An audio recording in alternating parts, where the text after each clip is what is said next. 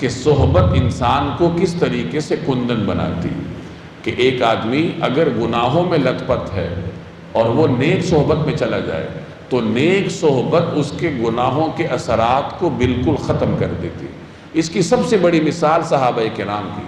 صحابہ کرام کو اللہ تبارک و تعالی نے جو اتنا بلند مقام عطا کیا تھا وہ رسول اللہ صلی اللہ علیہ وسلم کی صحبت کی برکت سے تھا۔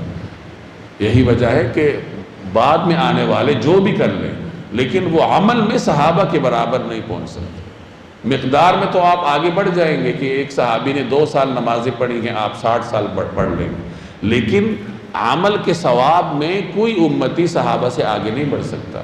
جیسے ایک حدیث کا مفہوم ہے کہ لا تسبوا اصحابی، میرے صحابہ کو برا بھلا مت کہو، والذی نفسی بیدی، قسم اس ذات کی جس کے قبضے میں میری جان ہے، لو ان احدکم انفق مثل احد ذہبا، اگر تم میں سے کوئی آدمی احد پہاڑ کے برابر سونا خرچ کرے اللہ کے راستے میں تو وہ صحابہ کے خرچ کیے ہوئے ایک مد یا اس کے نصف تک بھی نہیں پہنچ سکتا۔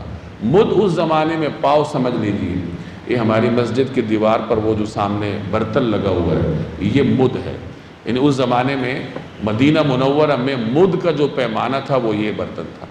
یعنی ایک صحابی اس برتن کے جتنا مال اللہ کے راستے میں خرچ کرتا ہے اور بعد میں آنے والا احد پہاڑ کے برابر مال خرچ کرتا ہے، تو احد پہاڑ کے برابر خرچ کیا ہوا مال صحابی کے خرچ کیے ہوئے تھوڑے سے مال کے برابر بھی نہیں ہو سکتا۔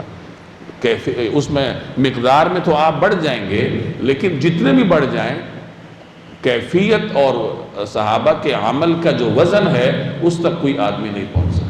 اب اتنا بڑا مقام اللہ نے عطا کیا وہ صحبت کی وجہ سے۔ جناب رسول اللہ صلی اللہ علیہ وسلم کی صحبت نے ان کو ایسا کندن بنایا کہ بعد میں آنے والے ان کی برابری اور ہمسری کا سوچ بھی نہیں سکتے۔ تو معلوم ہوا کہ انسان کو اپنے زمانے میں نیک صحبت تلاش کرنے کی کوشش کرنی چاہیے۔ نیک صحبت انسان کو جہاں دنیا میں فائدہ دیتی ہے وہاں اس کے لیے آخرت میں بھی مفید ثابت ہوتی ہے۔